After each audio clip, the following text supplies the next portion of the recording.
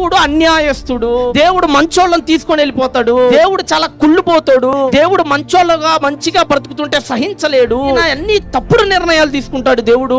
పెద్ద పెద్ద నీచులు, పాపులు, దుర్మార్గులు, దుష్టుల్ని మాత్రం హ్యాపీగా చల్లగా చూస్తుంటాడు. భయంకరమైన టాక్ స్ప్రెడ్ అయిపోయిందట ఆ రోజుల్లో. ఒక పాట విన్నారండి, ఏదో సూపర్ లగ్జరీ బస్ లో వస్తుంటే ఒక పాట విన్నాను నా చెవితో. ఆ పాట ఏంటంటే, దేవుణ్ణి అడుగుతున్నాడు ఆ పాట గ్రంథకర్త, ఈశా నీకు తల్లుంటే తెలిసేదిరా ఈ తల్లుల బాధ, నీకు లేదు కదా, నీకు తల్లిదండ్రి లేని బేకారోడివి కదా నువ్వు, అందుకనే ఒక అమ్మ బాధ నీకు తెలియదు, అందుకనే ఒక కొడుకు నువ్వు తీసుకెళ్లిపోతున్నావు అని ఆ గ్రంథకర్త తిడుతున్నాడు దేవుణ్ణి దూషిస్తున్నాడు. దేవుణ్ణి ప్రశ్న, ఎంత గొప్పలం అయిపోయామా మనం? దేవుణ్ణి అడుగుతావా, ఏ దేవా నా బిడ్డను తీసుకెళ్లిపోతావని? ఆయనకున్న ఏకైక బిడ్డని, ఆయన జనితైక కుమారుని ఈ లోకానికి పంపించి కొరడాలతో కొట్టించి, ముళ్ళ కిరీటం పెట్టించి, బాణాలతో పొడిపించి, సిలువని ఎక్కించి దారుణంగా చంపేశాడు ఆయన తన బిడ్డని. పుత్ర శోకం గురించి ఆయనకి చెప్పేంతటి వారమా మనం? కొడుకు ఎందుకు తీసుకెళ్లిపోయావని ఆయనను ప్రశ్నించేంతటి వాళ్ళమా మనం?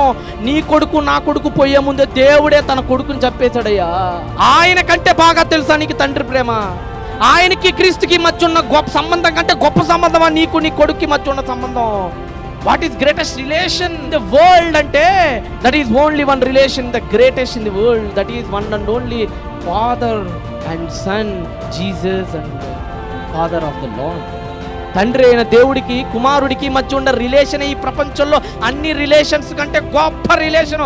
ఆ రిలేషన్లో ఆ యేసు ప్రభునే కల్లారా చంపేశాడండి దేవుడు. ఆయన్ని ఏంటండి మనం ప్రశ్నించేది? ఆయన్ని ఏంటండి మనం ఎదిరించేది? మన బిడ్డల్ని తీసుకు